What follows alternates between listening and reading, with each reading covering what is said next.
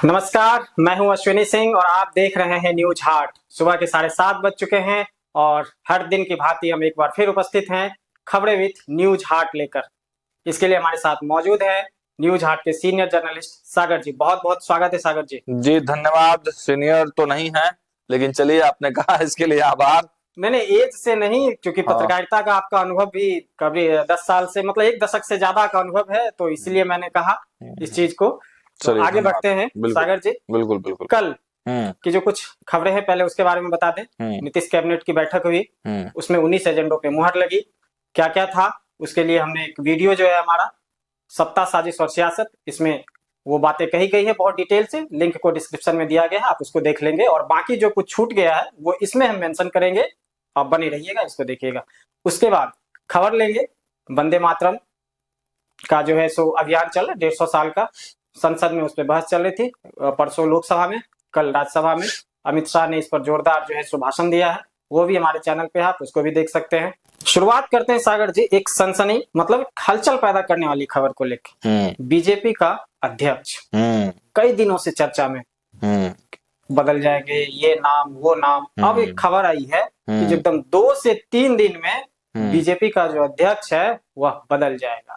क्या है पूरी खबर, थोड़ा बताइए। बिल्कुल, देखिए बहुत बड़ी अपडेट जो है वो निकलकर सामने आ रही है। भाजपा के प्रदेश अध्यक्ष बदलने वाले, और इसको लेकर सारी तैयारियां भी पूरी कर ली गई हैं। आप देख रहे हैं कि लगातार जो है बैठकों का दौर शुरू था कई दिनों से। तमाम जो नेता हैं वो आ रहे थे। अब देख रहे हैं कि राष्ट्रीय अध्यक्ष, भारतीय जनता पार्टी के राष्ट्रीय अध्यक्ष भी जो है नवनिर्वाचित, मतलब नए चुने जाने हैं। और जो है प्रदेश में भी जो कई अध्यक्ष हैं, बिहार हो गए, उत्तर प्रदेश हो गए, इन जगहों पर विशेष चर्चा है। क्योंकि बिहार में अभी भी तुरंत चुनाव खत्म हुआ है और जो दिलीप जायसवाल प्रदेश अध्यक्ष है वो मंत्री बन गए हैं। तो एक तो उनको कहा जा रहा है कि, क्योंकि भाजपा की जो नियम है, हाँ, एक साथ 2 पद नहीं तो रखते। बिहार भाजपा को भी एक नया प्रदेश अध्यक्ष चाहिए। और उत्तर प्रदेश में भी जो है जो अध्यक्ष है उनका कार्यकाल समाप्त हो गया है, तो नए अध्यक्ष की चर्चा बहुत तेजी में है। अब कहा जा रहा है कि 2 से 3 दिनों में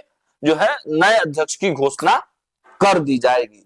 तो बहुत ज्यादा नहीं, देखिए उत्तर प्रदेश से जो खबरें निकलकर सामने आ रही है वो अपडेट हम बता दें दर्शकों को कि देखिए ओबीसी चेहरे पर ही ज्यादा जो है वो फोकस किया जा रहा है। क्योंकि आपको मालूम है कि जब 2017 में जब चुनाव होने थे वहां पर उत्तर प्रदेश में, तो उसके ठीक पहले केशव प्रसाद मौर्य को 16 में प्रभार दिया गया, वहां पर प्रदेश अध्यक्ष बनाया गया। तो अच्छा वहां पर जीत कर आए, परफॉर्मेंस अच्छा रहा। उसके बाद जब 2022 में चुनाव होने को रहा, तो स्वतंत्र देव सिंह को प्रदेश अध्यक्ष की जवाबदेही दी गई। मतलब जब चुनाव से ठीक थोड़ा पहले जो है वो संगठन स्तर पर बड़े बदलाव जो है। 22 में भी परफॉर्मेंस बहुत अच्छा रहा। 22 में भी परफॉर्मेंस अच्छा रहा, लेकिन लोकसभा में थोड़ा सा परफॉर्मेंस जो है वो गड़बड़ा गया। खैर, अब प्रदेश अध्यक्ष का कार्यकाल भी पूरा हो गया है, तो चर्चाएं हैं कि एक ओबीसी चेहरा जो है वो वहां पर प्रदेश अध्यक्ष बनाया जा सकता है। उसमें कई नामों की चर्चा है ना। कौन नाम है? देखिए नामों की चर्चा करें तो स्वतंत्र देव सिंह है। हाँ, स्वतंत्र देव सिंह के नए नाम की चर्चा चल रही है। धर्मपाल सिंह के भी नाम की चर्चा है, जो पशुपालन मंत्री है। केंद्रीय मंत्री बीएल वर्मा के नाम की चर्चा है। केशव प्रसाद मौर्य की जो है ना बहुत गंभीर चर्चा है। केशव प्रसाद मौर्य इन दिनों संगठन में कितना उनको भाव दिया जा रहा है। आप देखिए कि बिहार चुनाव में भी उनको विधायक दल के पर्यवेक्षक के तौर पर भेजा गया। हर जगह पर मतलब केशव प्रसाद मौर्य को एक बड़े ओबीसी चेहरे के तौर पर जो है प्रोजेक्ट किया जा रहा था। राष्ट्रीय अध्यक्ष के नाम की जब चर्चाएं चल रही थी तो उसमें भी केशव प्रसाद मौर्य का नाम था। तो यहाँ भी इनके नाम की चर्चाएं जरूर चल रही हैं। और भी केवल ओबीसी ही नहीं, बल्कि और भी कई समाज से जो है वो नाम निकल कर सामने आ रहे हैं। आपको बताते चलें कि देखिए दिनेश शर्मा जो सवर्ण समाज से आते हैं उनके नाम की चर्चा है।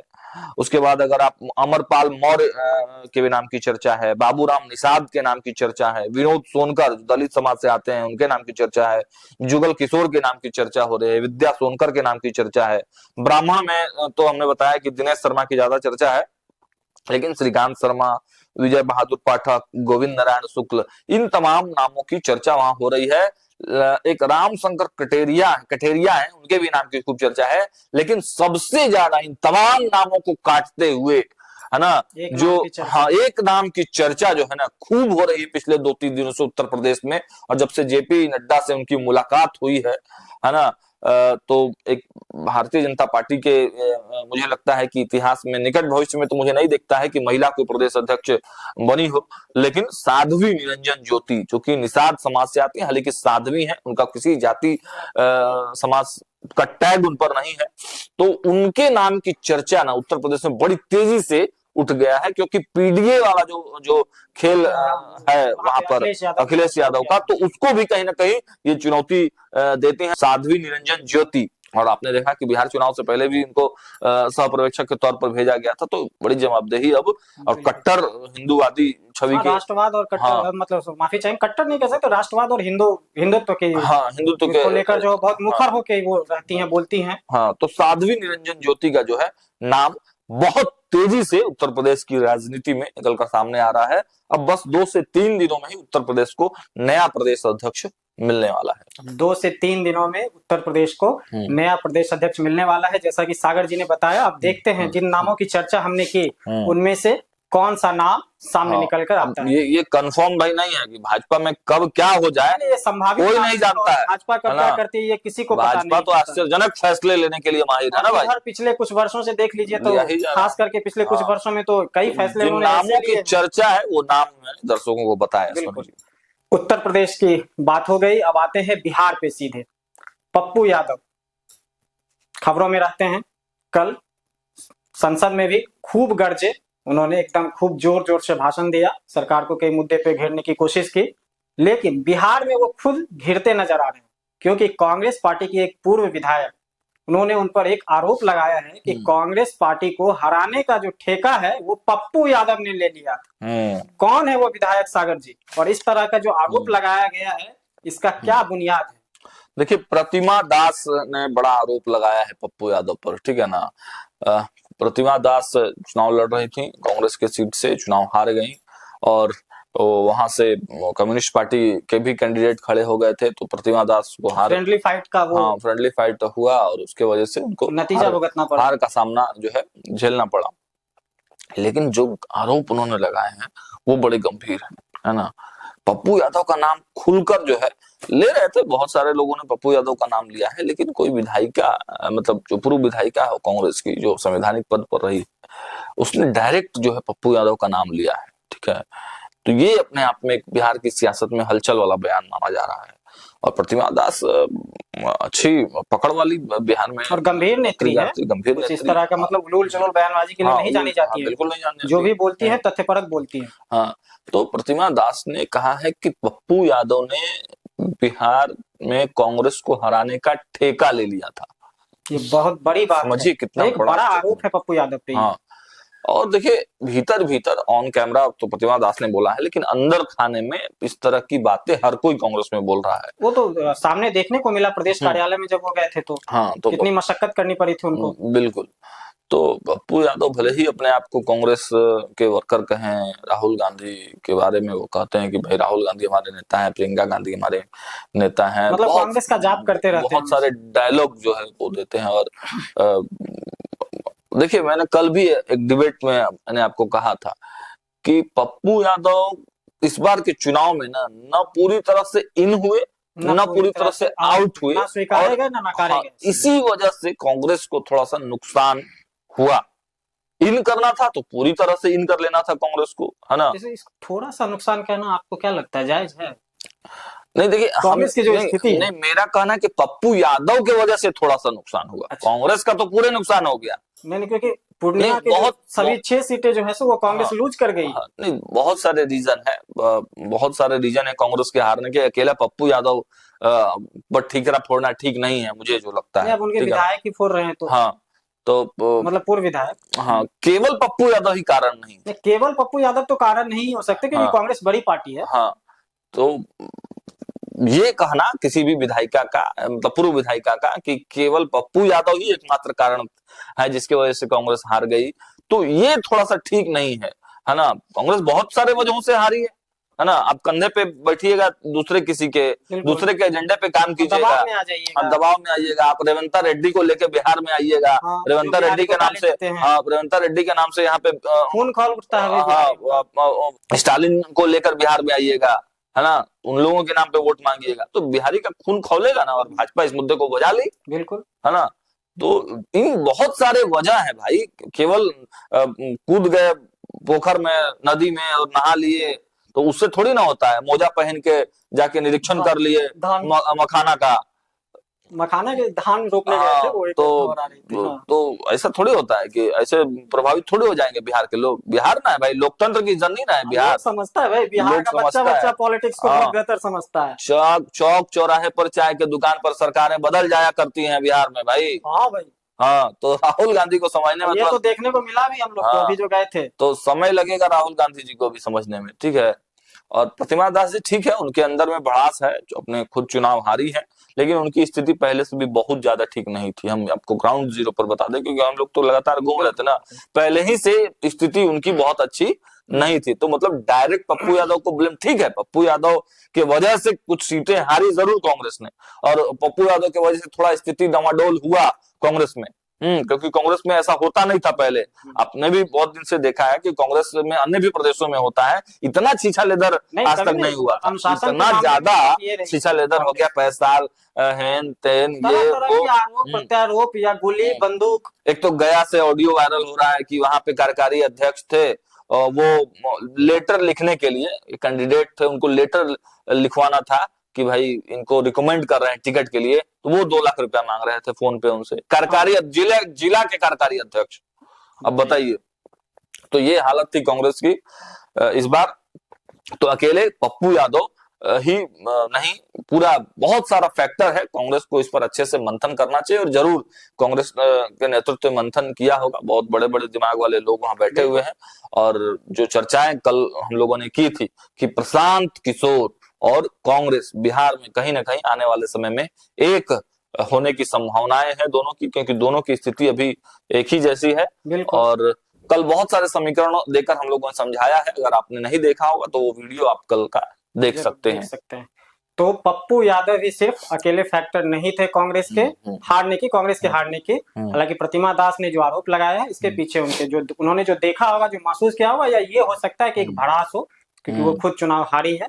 लेकिन जो हकीकत है उसमें सिर्फ पप्पू यादव को ब्लेम करना कहीं से उचित नहीं है। अब आगे बढ़ते हैं। बिहार में एक खबर आई, एक आरटीआई किया गया, जो एक सामाजिक कार्यकर्ता कह लीजिए उनके द्वारा। तो उसमें एक खबर आई कि जो कुछ नेता हैं जो पेंशन और वेतन दोनों को लेके बहुत कंट्रोवर्सी हो गई थी। एक खबर चलने लगी थी कि जो पेंशन भी ले रहे हैं और वेतन भी ले रहे हैं, इस बात को लेकर उसमें उपेंद्र कुशवाहा का भी नाम था। वैसे तो 8 नाम थे, जिसमें मंत्री भी हैं बिहार सरकार के और केंद्र के मंत्री का भी नाम है, लेकिन उपेंद्र कुशवाहा का भी इसमें नाम था। तो उपेंद्र कुशवाहा ने इस पे सफाई दी है। वो क्या सफाई दी है और इसका क्या टेक्निकल चीज उन्होंने समझाया है, क्योंकि आपने बात भी की है उनसे, तो थोड़ा सा उसके बारे में बताइए। देखिए, पहले तो सोशल मीडिया पर वो जो लिखे हैं उसी की वो पूरा डिटेल ही अपना लिख दिए हैं, है ना। पहले वो अब चाहें कि दिखा भी दीजिए क्या उपेंद्र कुशवाहा ने क्या लिखा, क्या है स्क्रीन पे आप देख सकते हैं। हाँ, तो देखिए मैं पढ़ भी देता हूँ। उक्त पत्र में पेंशन शुरू किए जाने की तारीख बताई गई है, तब से लेकर अब तक कब किसने और कितनी पेंशन की राशि ली इसका कोई ब्यौरा नहीं दिया गया है। मैं अपने बारे में बताना चाहता हूं कि शुरुआत से लेकर अब तक जब किसी सदन का सदस्य नहीं रहा हूं, सिर्फ उस कालावधि में मैंने पेंशन ली है। सदन में रहते हुए सिर्फ वहां से मैंने वेतन लिया है। उस अवधि में पेंशन लेने का सवाल ही पैदा नहीं होता।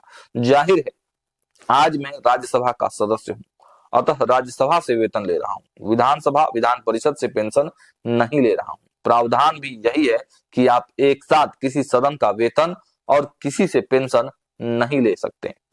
इस नियम का मैं भी 100% पालन कर रहा हूं। अब देखिए, दूसरी जो सफाई आई है देवेश चंद्र ठाकुर की तरफ से आई है, उसको भी एक बार देखिए स्क्रीन पर।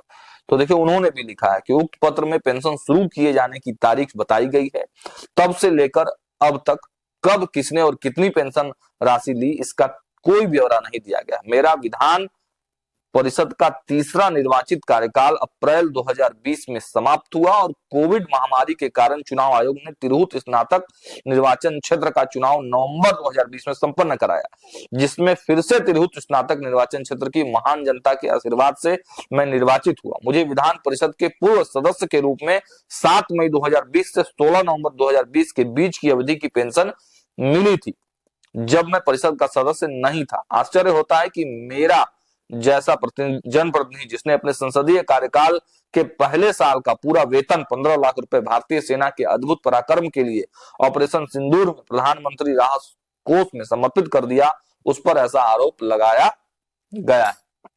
तो थोड़ा सा भावुक हो गए देवेश चंद्र ठाकुर। ठीक है, इस तरह की सवाल उठते रहते हैं और आरटीआई में जो चीजें निकल कर आई थी उसी के आधार पर कुछ लोग खबर चला रहे थे। कई बार क्या होता है ना कि टेक्निकल चीजों को लोग समझ नहीं पाते और खबर प्रसारित कर दे। देखिए हमारे पास भी वो लेटर आया था, 2 दिन पहले ही हम लोग उस पर मंथन कर रहे थे, चर्चा कर रहे थे अश्वनी जी, लेकिन न्यूज हाट वो खबर जब तक कि पुख्ता नहीं हो जाए कुछ इस तरह की खबरें नहीं चलाते। और फिर भी हम संबंधित लोगों से बातचीत करके खबर चलाते हैं। बिल्कुल, हम यहाँ जब खबर करने के लिए बैठते हैं तो जो खबरें हमारे पास रहती है उससे रिलेटेड कुछ लोगों से हम बातचीत करते हैं, बिल्कुल, है ना। तो न्यूज हाट पर जो खबरें आपको दिख रही हैं वो समझिए कि एकदम फिल्टर्ड करके एकदम ऑथेंटिक फिल्टर्ड खबरें, थोड़ी लेट से हम खबरें जरूर दिखाते होंगे। नहीं, हमारा जो ध्येय है वो खबरें में ठीक है थोड़ा देर हो जाए, क्योंकि ब्रेकिंग के होड़ में नहीं भागेंगे। लेकिन ब्रेकिंग के होड़ में कई बार देखे हैं कि कई ऐसे भ्रामक खबरें फैलाई गई है जो बाद में वापस लेना पड़ता है। तो उससे बेहतर है कि खबर को फिल्टर कर लिया जाए, थोड़ी देर ही सही, लेकिन जो सत्य है वो आप तक पहुंचाए। और अपडेटेड भी देते हैं, ब्रेकिंग भी देते हैं, लेकिन तथ्यपरक ब्रेकिंग देते हैं।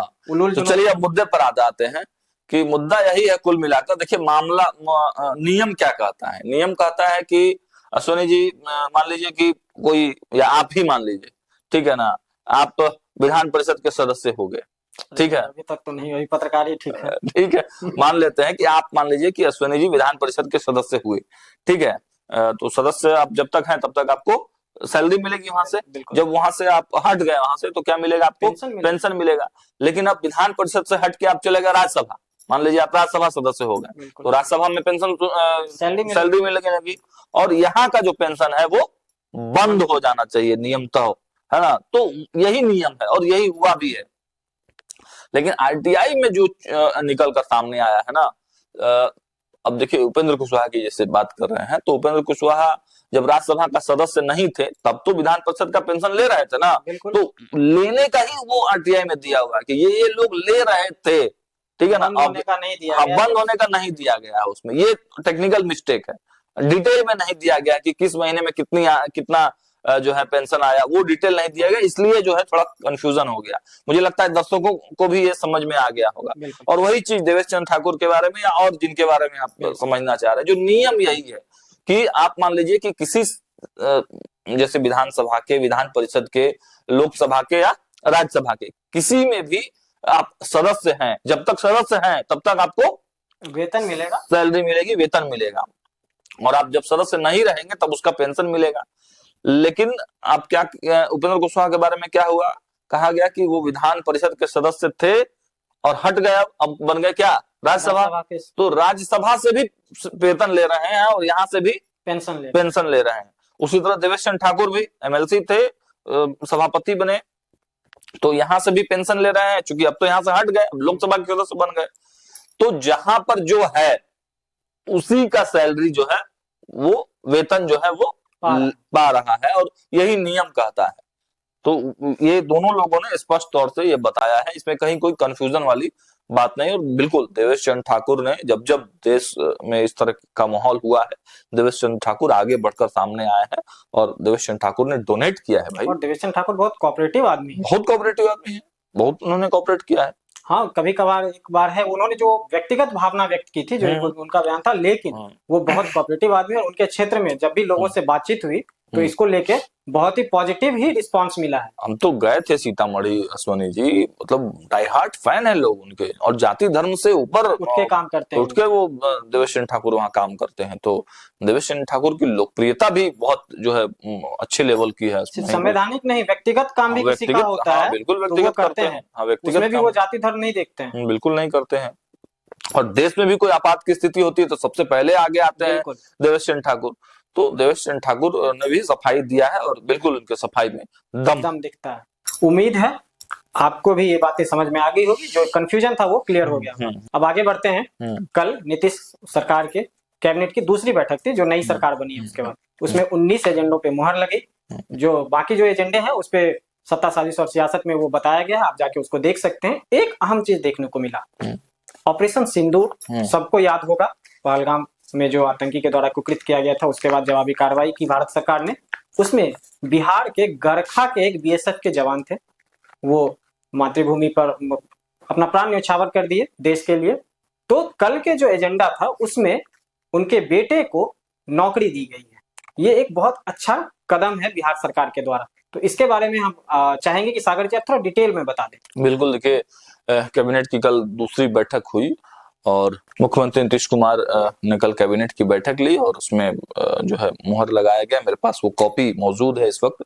ये सामान्य प्रशासन विभाग का जो है प्रेस रिलीज में भी उस कैबिनेट जब ब्रीफिंग हो रहा था तो वहां मौजूद था।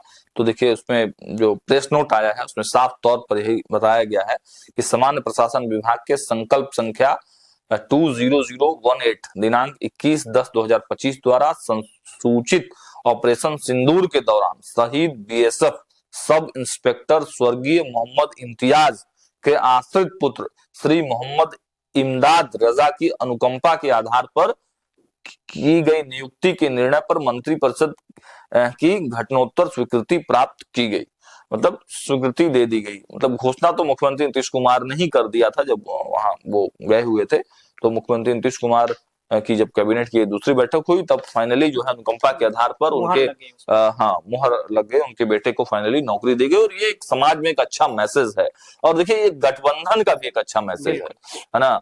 अब देखिए कि ऑपरेशन सिंदूर जो है को लेकर भारत सरकार कितना दृढ़ निश्चय है और कितना इसको लेकर विपक्ष ने हंगामा किया हो, हंगामा हुआ, बहुत सारी चीजें निकलकर सामने, बहुत सारी राजनीति भी हुई अश्वनी जी इसको लेकर। लेकिन दृढ़ता से केंद्र की सरकार ने मुंहतोड़ जवाब आतंकवादियों को दिया और ऑपरेशन सिंदूर जो है करके देश के जो नौजवान है, जो युवा है, जो बहनें हैं, है ना, उनको संदेश दिया गया कि देश में एक मौजूद पूरी दुनिया को एक संदेश दिया गया बिल्कुल कि आतंकवाद के खिलाफ जो है कोई समझौता नहीं होगा। और पीएम मोदी जब भी कोई वैश्विक पटल पे जाते हैं तो वो हर बार इस चीज का जिक्र भी करते हैं और उन्होंने ये करके दिखाया है। ऑपरेशन सिंदूर के मामले से हो, चाहे एयर स्ट्राइक हो। और आपको मालूम है कि ऑपरेशन सिंदूर का नाम किसने ऑपरेशन सिंदूर दिया था? प्रधानमंत्री नरेंद्र मोदी ने नाम सुझाया था। तो अब जब उस तरह की चीजें निकलकर सामने आई और इतना भयंकर जो है ये घटना हुआ और एक बीएसएफ जवान की, जब बिहार के बीएसएफ जवान की मृत्यु होती है उस पूरे घटनाक्रम में, तब जाके नीतीश कुमार भी वहां पर गए और घोषणा किया अनुकंपा के आधार पर उसके पुत्र की नौकरी की। और आज मंत्रिपरिषद ने उस पर फाइनली मुहर भी लगा दिया। तो ये सामाजिक दृष्टिकोण से भी आप देखें तो एक बड़ा सराहनीय पहल है मुख्यमंत्री नीतीश कुमार का और उनकी कैबिनेट का भी। सागर जी, कार्यक्रम के अंतिम चरण में अब हम लोग हैं। जी बिल्कुल। एक खबर आ रही है कि जो बिहार की जो सरकार है वो सम्राट चौधरी चला रहे हैं। हाँ देखिए, इसी चर्चा तो जोरों पर है कि सरकार की बागडोर जो है मुख्यमंत्री नीतीश कुमार के हाथ में जरूर है, लेकिन सरकार वास्तविक तौर से नीतीश कुमार की बजाय सम्राट चौधरी चल रही है। गपशप है, पॉलिटिकल गपशप है। एक्चुअल फैक्ट कुछ और है सोनी जी। ऐसा कहा क्यों जा रहा है, इसके पीछे में आप जाइएगा तो देखिए सत्र जब चल रहा था तो सरकार का पक्ष अमूमन जो है, जब अभिभाषण होता है महामहिम राज्यपाल का, तो सरकार का पक्ष मुख्यमंत्री नीतीश कुमार ही रखते आए हैं और मुख्यमंत्री ही रखते हैं। लेकिन इस बार जो सरकार का पक्ष है वो सम्राट चौधरी ने रखा और विस्तृत तौर से रखा। तो देखिए इसके पीछे 2-3 चीजें कही जा रही हैं सोनी जी। कहा जा रहा है कि देखिए एक तो मुख्यमंत्री नीतीश कुमार लंबे भाषण जो है वो देने से बचते नजर आ रहे हैं और मतलब लंबा चौड़ा वो बहुत डिटेलिंग में भाषण नहीं देते हैं। एज फैक्टर, हाँ एज फैक्टर भी है और अब मुखिया वाली भूमिका में है ना। काम सौंप दिया है भाई, तुम ये करो, तुम ही करो, मुखिया वाले भूमिका में है बॉस। हाँ तो बॉस थोड़ी ना सब चीज करेगा, मुख्यमंत्री है तो जवाब वो देते आए हैं। लेकिन इस बार जो है अब देख रहे हैं कि हर चीज में सम्राट चौधरी को आगे कर रहे हैं ना। इसलिए ग्रेवी दे दिया कि जाओ आप संभालो। हाँ संभालो, तुम्हारा समय है। हाँ तो देखिए लवकुश वाला फैक्टर भी कहीं ना कहीं नीतीश कुमार जो है आगे लाना चाह रहे हैं, दूसरे को कहे नहीं उतना आगे करते हैं, ये भाई सही बात है ना। तो है। हाँ, लवकुश वाला जो समीकरण है ना, क्योंकि देखिए पहले सम्राट चौधरी नीतीश कुमार के बीच में जो था बड़ा मतलब तलखी वाला बयान करता था, लेकिन अरे बहुत तलखी था, लेकिन अब देखिए कि सम्राट चौधरी ही वो व्यक्ति है जिनको इतने साल बाद वो गृह विभाग दिए, बिल्कुल अपने से दिए, हाँ है ना। तो ये कुछ बात है ना सम्राट चौधरी और नीतीश कुमार में बॉन्डिंग का। जातीय समीकरण बहुत बड़ी चीज होती है सोनी जी, ठीक है ना। बिहार और देश में लोग कहते हैं, ठीक है, बहुत तरह की चर्चाएं होती है, बहुत डिटेल में हम लोग नहीं जाएंगे, लेकिन जब आपके जाति और समाज के लोग आपको डायरेक्ट मिलेंगे ना, तो आपको थोड़ा अपनत्व टाइप का लगेगा, आप उससे और ज्यादा खुल कर बात कर सकेंगे, है ना। तो मुझे वो लगता है कि वो लवकुश वाला जो समीकरण है ना, वो नीतीश कुमार समझ गए हैं, सेट कर गया है उनके दिमाग में। ये हम खुल कर बोल देते हैं भाई, हम इसमें विश्वास नहीं करते हैं। हाँ, जाति पाति में हम लोग विश्वास नहीं करते हैं, लेकिन राजनीति है, राजनीति में तो इसी का आधार बना हुआ, अभी जाति आधार है राजनीति में। तो इस वजह से सम्राट पर उनका भरोसा है, सम्राट चौधरी, और वो करके भी दिखाए हैं सम्राट चौधरी, है ना। वो हर चीज में जैसे ही बैठे उस समय से शुरू हो गया एकदम। तो इसी वजह से ऐसा नहीं कहा जा सकता है कि सम्राट चौधरी सरकार चला रहे हैं, सरकार तो मुख्यमंत्री नीतीश कुमार ही चला रहे हैं, लेकिन भाई अब जो काम देंगे तो करना ना होगा, तो यही बात है सोनी जी। तो आज के खबरें विथ न्यूज हाट प्रोग्राम में बस इतना ही। आपको हमारा यह कार्यक्रम कैसा लगा कमेंट सेक्शन में जाके जरूर बताइए। हाँ, एक चीज और, न्यूज हाट की पत्रिका बहुत लोकप्रिय पत्रिका है, नया अंक जो है वो छप के आ गई है और बाजार में उपलब्ध है। तो आप अपने नजदीकी वेंडर से संपर्क करें, और जो नजदीकी बुक स्टॉल है जहां देखिए वहां हर बुक स्टॉल पे लगभग आपको ये पत्रिका मिल जाएगी, और इसमें बिहार चुनाव का पूरा विस्तृत विवरण एकदम विस्तार से, कौन कैसे जीता, क्या समीकरण था, सारा दिया गया है। तो आप वो खरीदिए और उसको जरूर पढ़िए, काफी इंफॉर्मेटिव है, आपके लिए भी वो बहुत लाभदायक होगा। अभी तक आपने हमारे इस चैनल को सब्सक्राइब नहीं किया है तो उसे सब्सक्राइब कर ले, फेसबुक पर हमारे पेज को फॉलो करना ना भूलें। बहुत बहुत धन्यवाद।